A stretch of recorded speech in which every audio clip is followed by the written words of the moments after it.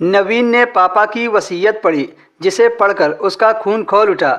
2 दिन पहले ही नवीन को दुबई से अचानक भारत आना पड़ा, क्योंकि उसके पापा की डेथ हो गई थी।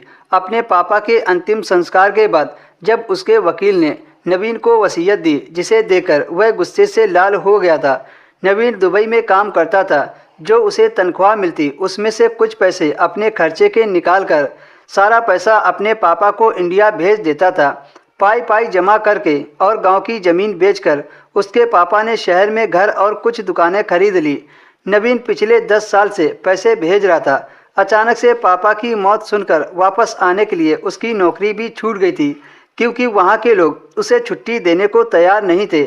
नवीन को भी यह सहारा था कि जो पैसे उसने घर भेजे हैं वो सारे पैसे उसके पिता ने संभाल कर रखे होंगे, इसलिए अपने देश जाते ही कोई छोटा मोटा काम करके अपना घर संभाल लूँगा।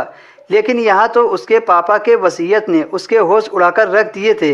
वसीयत में लिखा था कि दुबई जाने के लिए तुम्हें पैसों की ज़रूरत थी, इसलिए मैंने अपनी ज़मीनों का कुछ हिस्सा बेचकर तुम्हारे लिए पैसों का इंतजाम किया था। इसलिए इस घर पर, बाकी की जायदाद पर सिर्फ काजल का हक है। तुम्हारा हिस्सा तुम्हें पहले ही मिल चुका है जब तुम दुबई गए थे। तब यह पढ़कर नवीन का सिर बुरी तरह से चकरा गया था। वह एक पागल जो कम उम्र की है और जिसका पागल खाने में इलाज चल रहा था, पापा ने कैसे सब कुछ उसके नाम कर दिया।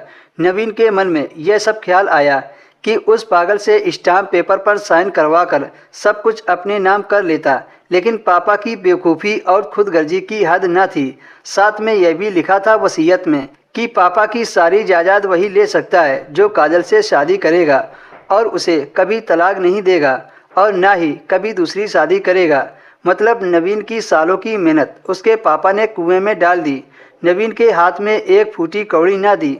पापा की जायदाद करोड़ तक के आसपास थी, जो कभी उन्होंने लाखों में खरीदी थी। पापा की वसीयत पढ़कर नवीन का बुरा हाल था। भला इस तरह की वसीयत का क्या मकसद है? पापा किसी गैर को कैसे अपनी जायदाद दे सकते हैं? अगर नवीन काजल की शादी किसी से करवा भी देता है तब भी उसके हाथ में कुछ नहीं आएगा, क्योंकि अब तो नवीन को अपने बाप के घर में रहने की इजाज़त नहीं थी। इस घर में वही रह सकता है जिसकी शादी काजल से होगी। अजीबोगरीब वसीयत के साथ एक खत भी था जो पापा ने नवीन के नाम लिखकर छोड़ा था, लेकिन नवीन पापा पर इस कदर गुस्सा था, उसने बिना पढ़े उस खत को दराज में फेंक दिया। पापा का लिखा हुआ आखिरी खत नवीन को पढ़ने का मन नहीं हुआ। उसे पता था कि जरूर उसके पापा ने विनती लिखी होगी कि काजल पागल है, उसे प्रॉपर्टी की ज़रूरत है, प्रॉपर्टी की लालच में कोई भी उससे शादी कर लेगा, और तुम मर्द हो, तुम अपना इंतजाम खुद कर सकते हो। यही सब बातें पापा ने खत में लिखी होगी। इसीलिए नवीन का दिल बिल्कुल भी खत पढ़ने को नहीं हुआ। इसीलिए नवीन ने उस खत को दराज में डालकर दराज को बंद कर दिया। दूसरे दिन वही वकील नवीन के पास आया। फिर जो वकील ने कहा उसे सुनकर तो नवीन के होश उड़ गए।